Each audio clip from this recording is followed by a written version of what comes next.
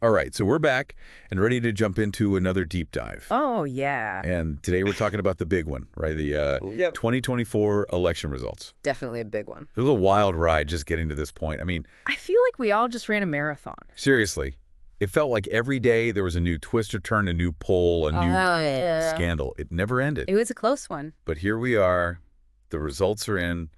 And I got to say, I'm still kind of processing it all. Well, and with Trump back in the White House, I think we can all agree that the American political scene is, well, it's about to go through some major changes. Yeah, to say the least. I mean, nobody predicted those flips in Pennsylvania and Georgia, right? Those were some real nail biters. Absolutely. Nobody saw those coming. And they highlight a key takeaway from this election.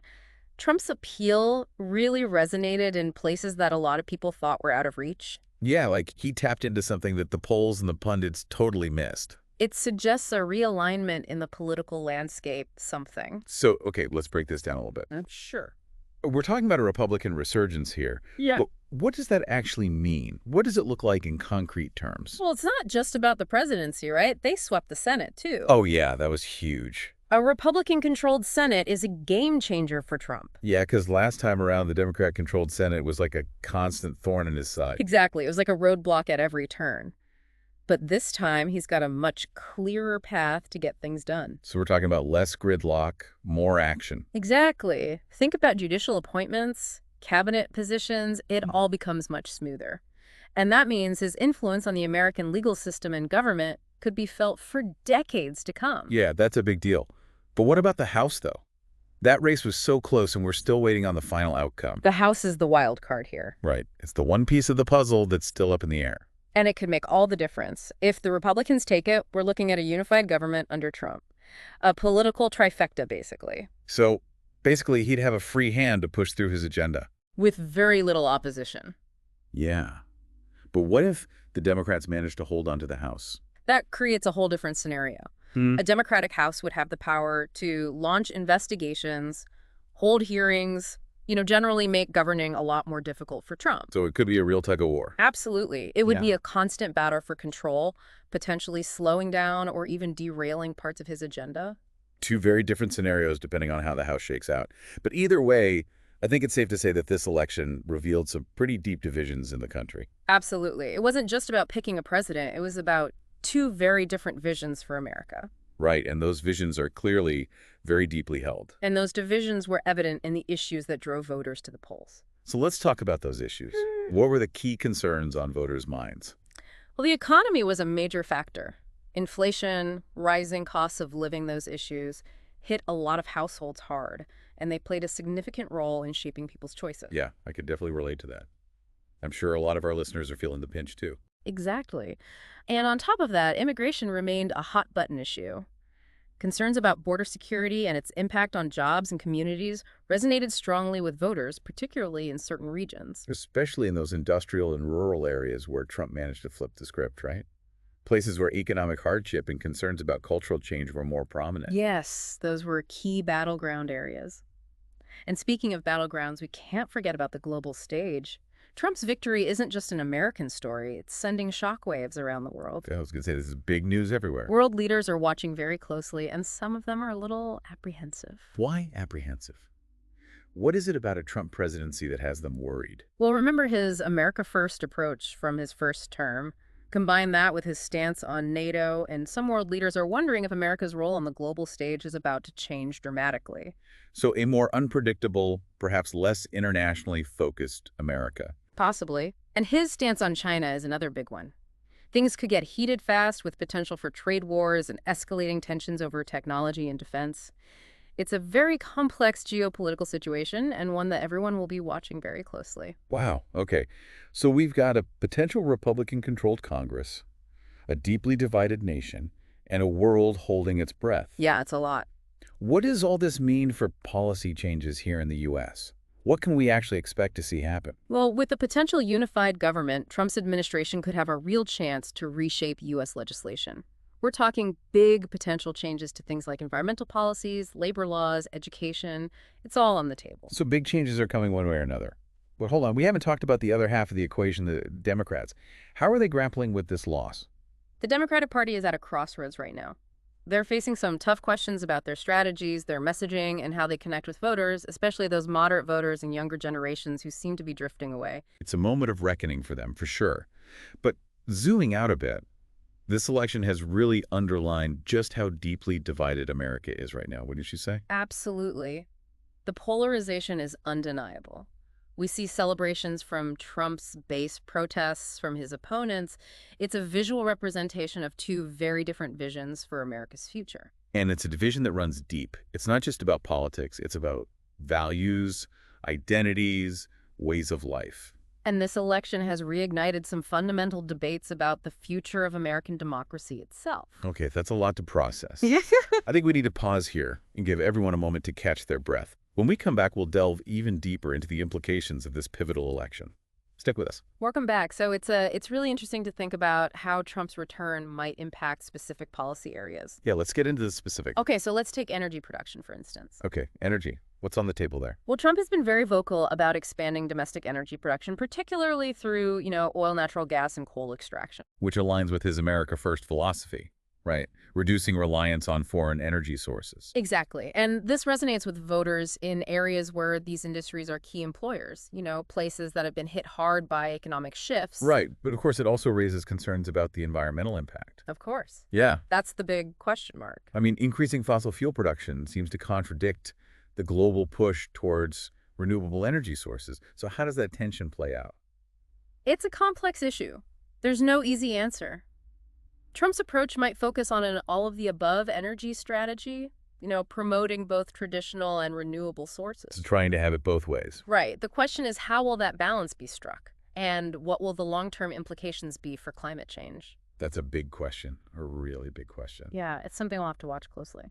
So besides energy, what other policy areas are likely to see major shifts under the second Trump administration? Well, healthcare is another area ripe for change. Oh yeah, healthcare was a major battleground during his first term. Exactly. Remember the Affordable Care Act, often called Obamacare? Right, Obamacare. Trump has consistently advocated for its repeal and replacement. Right, it was a major point of contention during his first term. What might a replacement look like, though? That's the million-dollar question. Trump has talked about market-based solutions, emphasizing individual choice and competition. So a more free market approach. Yeah, but the specifics are still unclear. What's certain is that any major changes to healthcare will have a huge impact on millions of Americans. It's a high-stakes issue for sure. And speaking of high stakes, we have to talk about the international implications of a Trump presidency. We touched on it earlier, but what does his America First approach and his stance on alliances like NATO actually mean for U.S. foreign policy? It's a potential shift away from multilateralism and towards a more bilateral approach. Trump might prioritize deals and partnerships that he sees as directly beneficial to the U.S. Even if it means stepping back from long-standing commitments. Potentially, yeah. And this could have major ripple effects. Like what's it? Well, for instance, if the U.S. reduces its involvement in NATO, it could embolden adversaries and create instability in regions like Eastern Europe. That's a scary thought. On the other hand, it could also lead to a reevaluation of alliances and a more equitable sharing of responsibilities. So it's not all bad, potentially. Right. It's complex. There are pros and cons to consider. It's a real balancing act. Yeah. And it's not just about international relations. This shift in foreign policy could also impact domestic issues. Exactly. Think trade deals, for example. A more protectionist approach, prioritizing American industries and workers, could have significant implications for the economy and for prices here at home. So what happens on the world stage can really hit home. Absolutely. Decisions made at the international level can have very real consequences for everyday Americans. It all seems interconnected, doesn't it? It is. No, All no. part of a larger web. And this brings us back to the American people and those deep divisions we discussed earlier.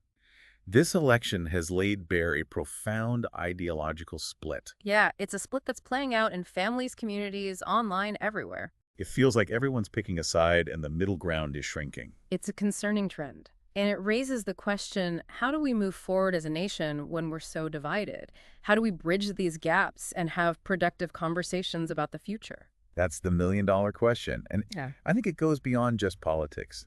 It's about understanding each other's values, fears, and aspirations. Exactly. It's about recognizing that even when we disagree, we're all Americans and we share a common destiny. That's a powerful thought. But in a world of echo chambers and 247 news cycles, it's hard to know where to even begin to bridge those divides. Yeah. What are some concrete steps people can take? Well, one thing we can all do is be more mindful of the information we consume. Don't just stick to sources that reinforce your existing beliefs. Challenge yourself to seek out diverse perspectives, even those you might initially disagree with. To break out of those echo chambers. Exactly. It's about breaking out of our information bubbles and engaging with different viewpoints. But it's also about more than just reading different articles or watching different news channels. It's about having those difficult conversations. You're right. It's about listening with empathy, trying to understand where the other person is coming from, even if you don't agree with their conclusions. And it's about finding common ground, those shared values that can unite us despite our differences. Welcome back to the deep dive. We've been talking about this wild election. Trump's back in the White House, the Republicans are surging, and we're trying to figure out what it all means for America. Yeah, it's a lot to take in, right? But as we wrap up our deep dive here, I think it's important to bring it all back to you, our listener. Right, because at the end of the day, all these political shifts, these global tensions, they all filter down and impact our everyday lives. Exactly. Hmm. So let's talk about that. How might this election actually affect your life, your community, your future? Yeah, because it's easy to get lost in the big picture. The horse race, the talking heads. But these changes have real-world consequences for real people. Absolutely. And let's start with the economy. We talked about inflation, rising costs. Those are issues that hit everyone's wallets. Yeah, no matter who you voted for, everyone's feeling the pinch. Right. And depending on Trump's policies, we could see those economic trends either intensify or start to reverse. So it's a wait-and-see kind of situation. To some extent, yeah. Take tax cuts, for example. They could put more money in people's pockets, but they could also lead to cuts in social programs or an increase in the national debt. It's a complex equation. There's always a trade-off. Exactly. Yeah. And then there's the whole question of jobs. Trump's America First agenda could lead to changes in trade deals, which could impact industries and employment across the country. So some jobs might be created, others might be lost. Right. Some industries might benefit from protectionist policies while others could suffer. And those shifts in the job market could have ripple effects throughout entire communities. It's like a chain reaction. Exactly. So yeah, it's a lot to consider. And it highlights the importance of staying informed and engaged no matter where you stand politically. So what can our listeners do to stay involved, to make their voices heard, and to navigate this new political landscape? Well, for starters, I think it's crucial to stay informed, but not just from one source. Don't just rely on social media or partisan news outlets. Like, get out of your echo chamber. Exactly. Seek out balanced reporting, read opinions from across the political spectrum, and challenge yourself to understand different viewpoints. It's about being a critical consumer of information, right? Absolutely. Don't just passively absorb whatever comes across your feeds. Be skeptical, ask questions, do your own research. And beyond just staying informed, think about how you can get involved in your community. Yeah, that's huge. Attend local government meetings, join civic organizations, volunteer for causes you care about. There are so many ways to make a difference. And don't underestimate the power of simply having those difficult conversations with people who hold different views. That's so important. It's tempting to just shut down or avoid those conversations. But we need to be willing to listen with empathy to try to understand where the other person is coming from, even if we don't agree with their conclusions. It's about finding common ground, right? Exactly, because at the end of the day, we're all Americans. We all have a stake in the future of this country. And that future depends on us working together, finding ways to bridge those divides. Absolutely. So as we wrap up this deep dive, I want to leave you with one final thought. Stay curious, stay engaged, and stay hopeful. Despite the challenges we face, I believe in the power of our democracy and the resilience of the American spirit. That's a great note to end on. Thanks for joining us on this deep dive into the 2024 election and its aftermath. We'll be back soon with another fascinating topic, another opportunity to explore the complexities of our world. Until then, keep learning, keep questioning, and keep those conversations going.